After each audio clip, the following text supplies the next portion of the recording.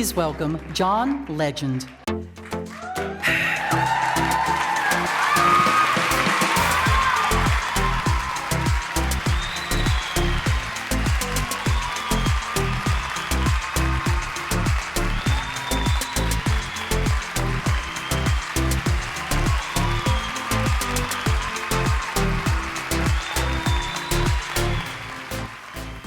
Nobody told me which chair I was supposed to sit in.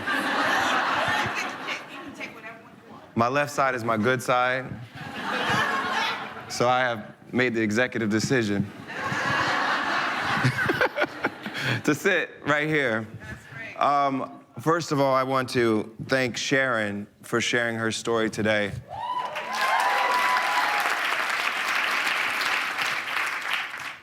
That was so powerful, and as you saw in my video, I've dealt with my mother being incarcerated in our local jails in my hometown in Ohio. I've also dealt with friends of mine from my neighborhood going to prison for years.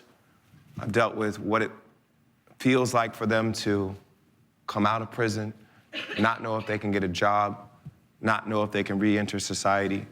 And this problem is a big, big problem in so many communities.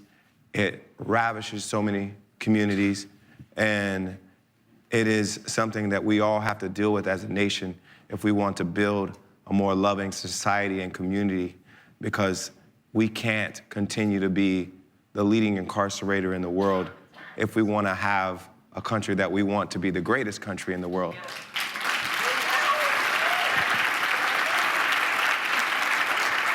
We've got an incredible panel here. I'm going to invite them out right now because we want to talk specifically about the criminal justice system and its impact on women. I think Sharon introduced a lot of these concepts for us, and we're going to talk a little bit more about them right now. So let's bring out the panel.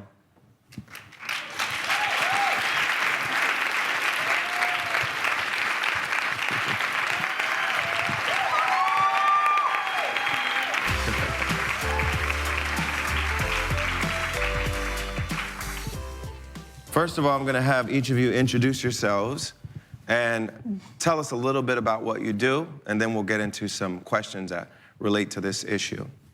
We'll start at the end here.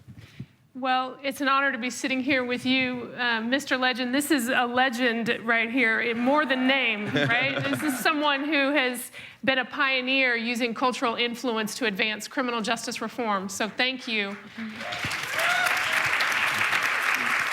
My name's Lenore Anderson, and I'm the president of an organization called Alliance for Safety and Justice, and we campaign to change laws. We try to reduce incarceration and replace that with investments at the community level. Good evening, everyone. My name is Robert Rooks, and I'm the vice president of Alliance for Safety and Justice and the co-founder of that organization. Part of how we do our work is we elevate the voices of victims of crime and people directly impacted by the criminal justice system to lay out a new pathway for safety. So I'm excited to be here with you today. Hi, my name is Malika Saada Saar, and I am Google's senior counsel on civil and human rights. But I did not become a human rights lawyer to work for Google. So before coming to Google 3 years ago, I was a human rights lawyer working on the issues of gender-based violence and racial justice. And that work took me into women's prisons, women's jails, and the jails and correctional facilities for our girls as well. Thank you, Malika. Let's talk a little bit about that work you've done. Can you tell us a little bit more about how familiar a story like Sharon's is when you think about the incarcerated women that we have around the country? How familiar is Sharon's story of dealing with abuse and dealing with trauma? How often do we see that in our women's correctional facilities? So we see that all the time. So women are the fastest growing prison population. And most of those women are mothers to children under the age of 18. So when you talked about the way that children experience maternal incarceration, I don't think we give voice to that enough. I don't think we think about what does it mean to take a mother away from her child. You know, I spent too much time in women's prisons where I would see the children come in to visit their mothers, and in some of those prisons, they weren't allowed to touch their mothers except to say and kiss hello and kiss goodbye. So when a little girl is talking to her mother about how hard school feels, her mother couldn't reach across and touch her. And the worst part of what I saw and was able to document, and again is not known enough, is that up until a couple weeks ago, it was routine in state prisons and years before that in all of our federal prisons to shackle mothers during labor and childbirth. So when I was in the prison, some of the mothers were telling me that this had happened to them, and I thought it was unique to that prison. But it was, at that time, the standard practice that when a woman went into labor and childbirth, she was shackled.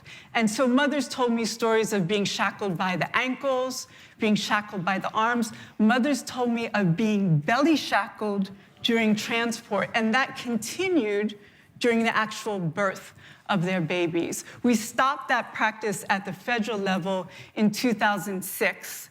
And then now, as a result of the First Step Act that I know you have fought so hard for, we ended that practice at the state level.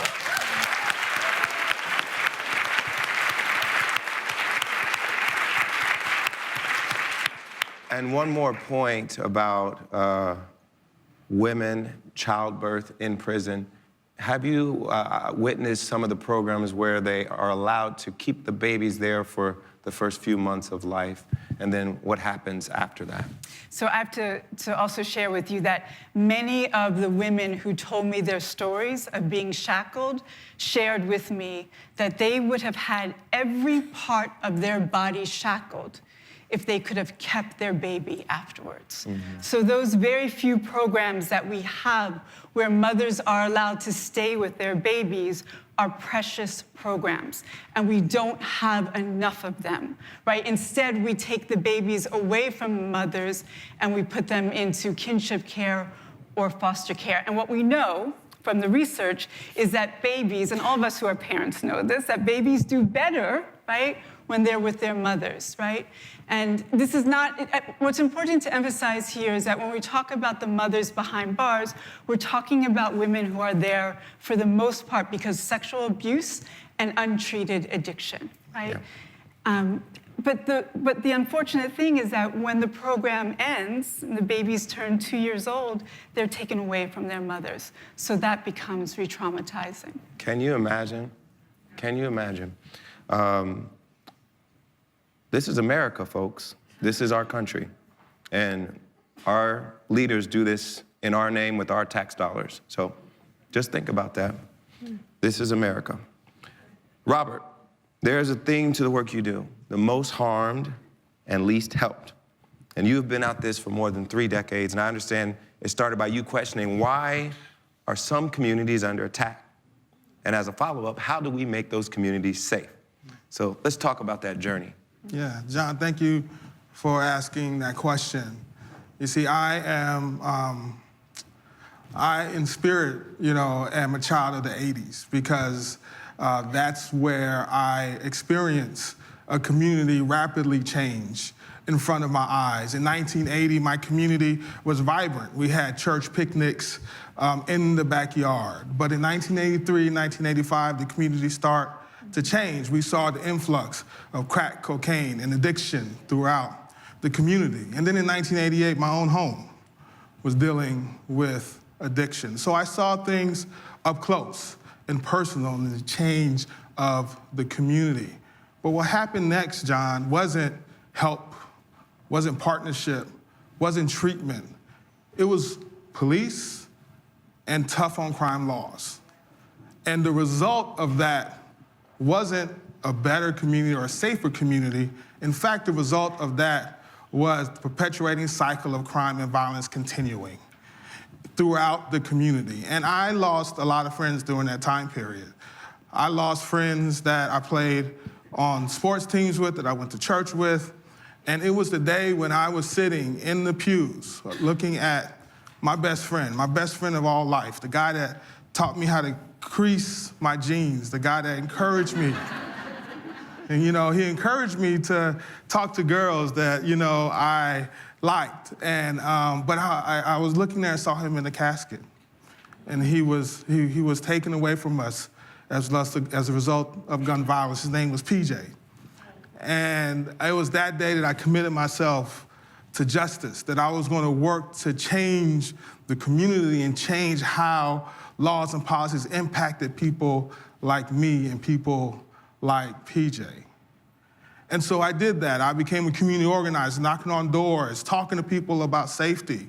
But during that time, I realized really quickly that the only tools that were available to me and my colleagues was law enforcement. It was the same tools that resulted in mass incarceration today. So I changed quickly. I was like, no, I can't be a part of that. I have to be a part of justice. I have to be a part of racial justice and criminal justice, because mass incarceration isn't going to make my community safe. I saw it up close and personal. I knew that we would get to a point where we would have 2 million people in prison. And so from that time on, I continued to work and on the criminal justice and racial justice side. But I realized then that although we have great groups advocating for civil rights and civil liberties, they didn't focus enough on community safety. And not until I met this wonderful person next to me that we pulled together and worked and developed an organization, Californians for Safety and Justice, and then Alliance for Safety and Justice, that we bring together the idea of safety and community to end mass incarceration. We believe there's far too much resources.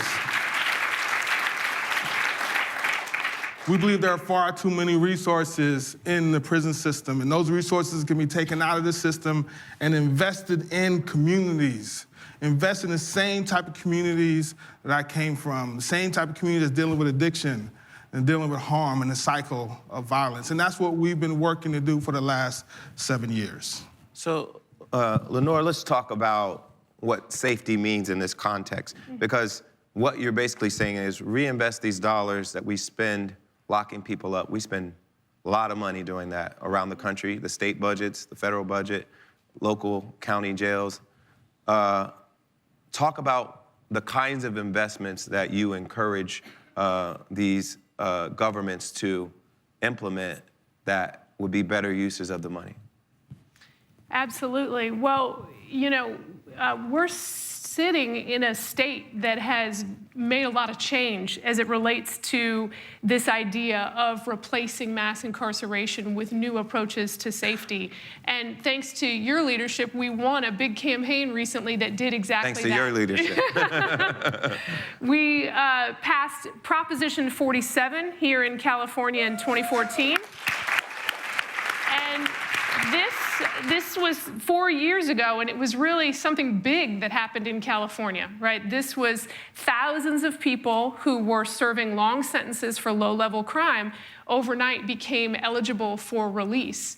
And the remarkable thing about this campaign was that it was the first time that voters went to the polls across the country, the first time that voters chose specifically to take money out of prisons and invest it in communities as a better pathway to public safety.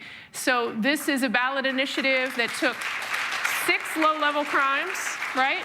And it said, okay, instead of calling these things felonies and giving people 10, 20 years, we're going to change them to misdemeanors. And on an annual basis, California is required to reallocate that prison spending money that is saved into community treatment like mental health treatment, drug treatment, right? We're talking about trauma recovery services for crime victims and programs for at-risk youth.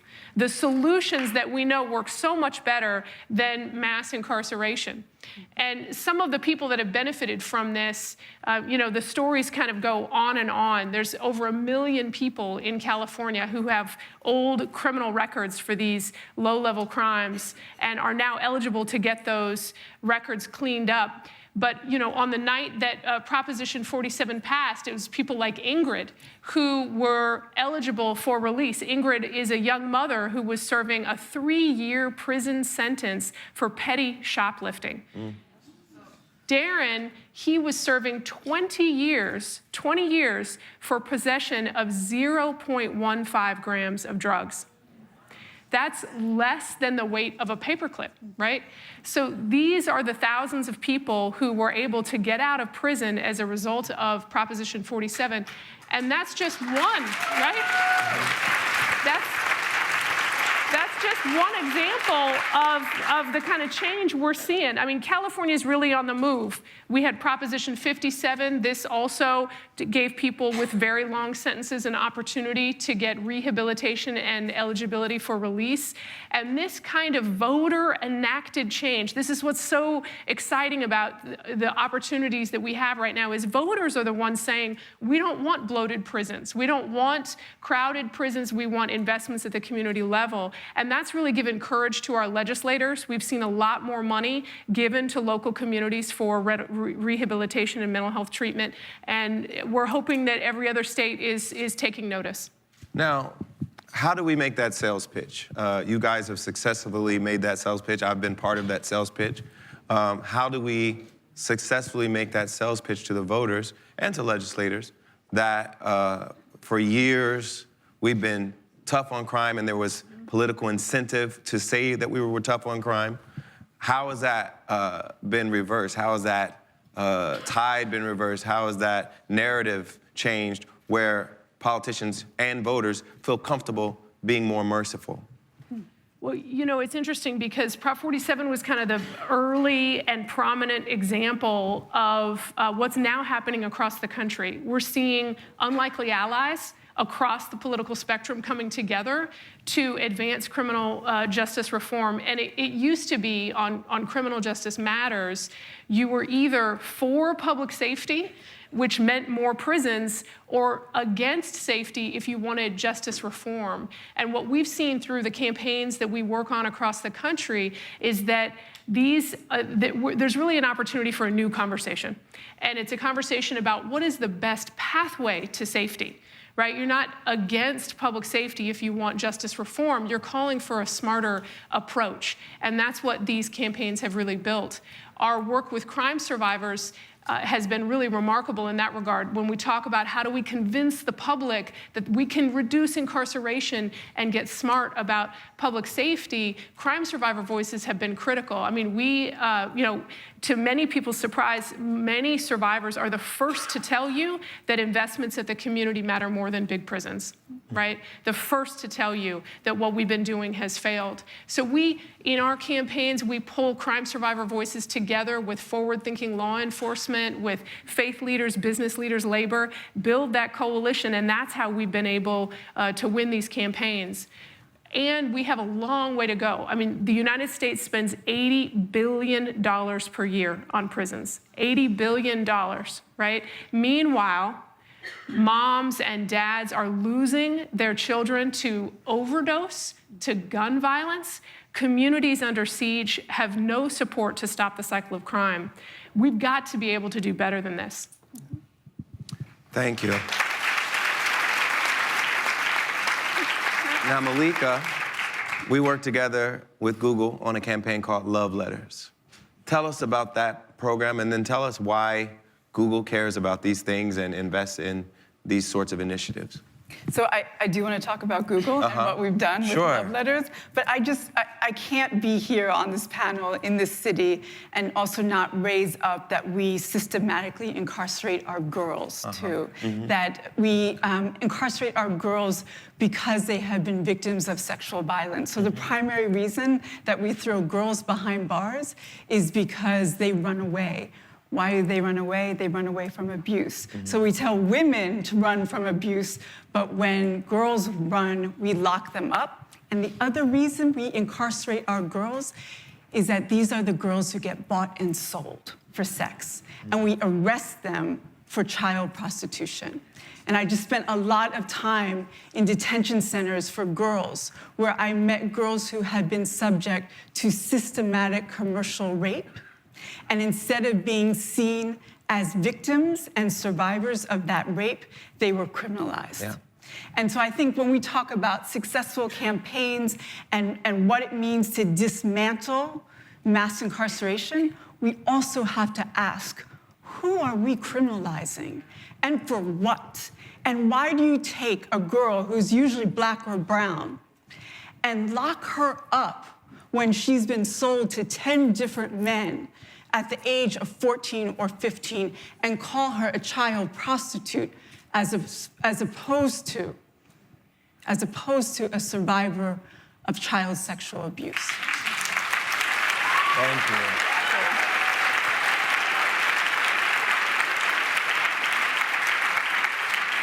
So if you notice, the recurring theme is almost to a T, almost every single person in our system is a victim.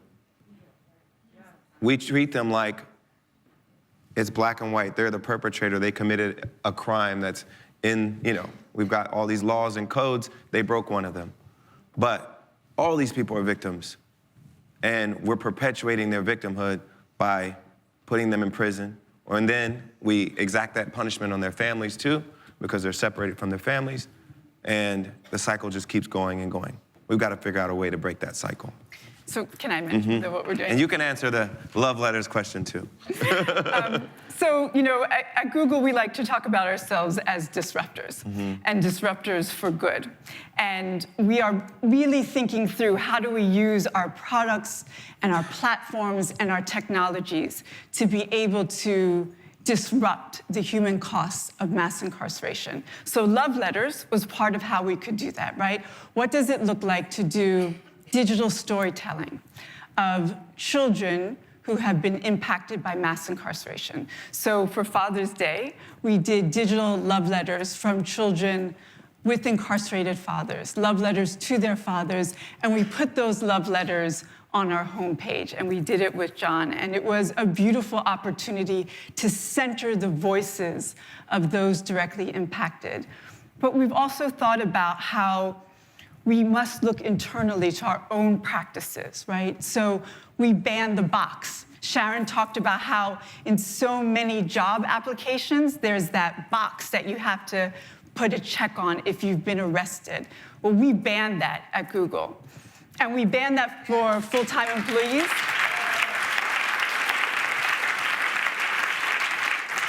And we also, in our code of conduct for suppliers we work with, expect them to ban the box as well.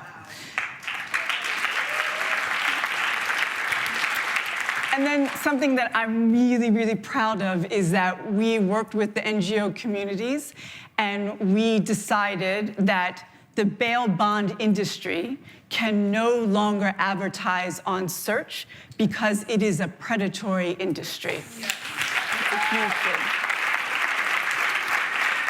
And then lastly, we're thinking through the ways in which our technologies can scale the prison walls, right? So how do you use VR, right? The full immersion that VR allows for in first person to experience solitary confinement. So we did a 6x9 VR of what solitary feels like. And it's narrated by men who have been in solitary. So for that short period of time, there's full immersion in what solitary feels like. How do we use that technology in other ways to scale the prison walls so that, as Brian Stevenson talks about, right, we can bear witness to those who have been hurt by mass incarceration? Thank you, Malika. We are out of time, and there's so much more we could all say on this topic. There's so much thought we've all put into this area, and I want to thank each of our panelists for their perspectives. I think we've got our marching orders as an audience.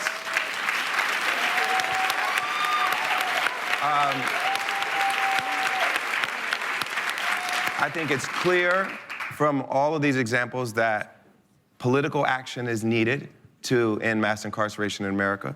That means changing the laws like we've tried to do here in California, like I've done with other activists in Florida and Texas and all around the country. And I think as executives at major corporations, we've seen through Malika ways that you can influence your corporation to be part of the solution, not part of the problem. And I thank you all for the perspectives that we got today. It's important that all of us understand that it's great that we talk about all these things, but it's even more important that we do something about all these things. And hopefully you leave here inspired to do something. Thank you so much.